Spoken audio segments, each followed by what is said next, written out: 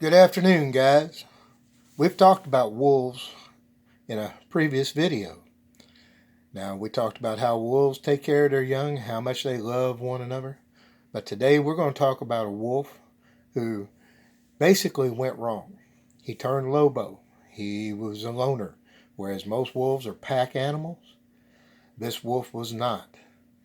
Basically, one day, around the year 1910, a wolf limped up to a ranch house. He had lost one of his toes in a trap, and he seemed to be seeking human aid.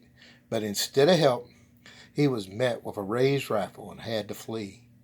From that day until his death in 1925, old Dakota Three Toes waged a war on Harding County, South Dakota. Measuring 5.5 feet from his nose to the tip of his tail and weighing 75 pounds, old Three Toes spent his remaining years killing the rancher's livestock.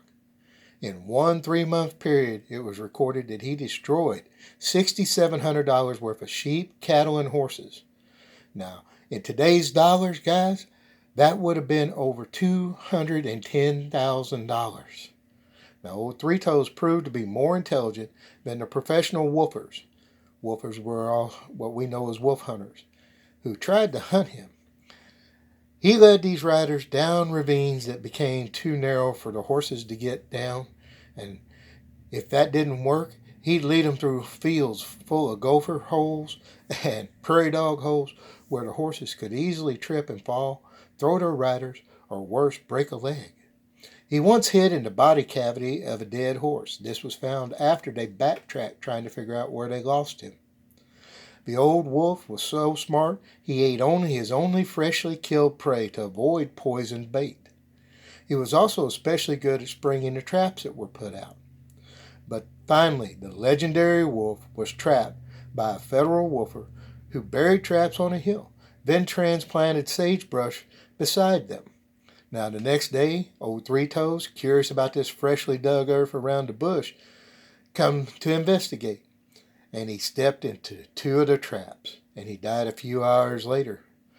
Now, old Three Toes had lived for 20 years. That's 10 years more than average for the wolf. He avoided capture for 15. Now, we cannot attribute human motives to an animal like old Three Toes, but there have been instances where injured wild animals have come to man for help. And this is especially true when the animal had some connection with a friendly human when it was a youngster.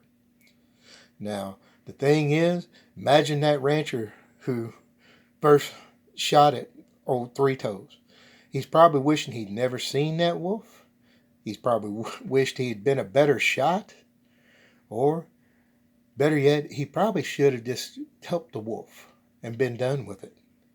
But when old Three Toes was rejected, he began his trail of vengeance. And it's easy to feel justified in doing something dreadful when we've been mistreated. But we cannot know the reasons for the treatment. And God has promised that vengeance is His, and we can trust Him and leave it at that. Remember, guys, no matter how bad somebody's treated you, do not return evil for evil. Instead, be kind. Because the more you're kind, the more people will want to be around you. Don't be like old Three Toes just because somebody did him wrong. It led to a life of vengeance that eventually ended in his death.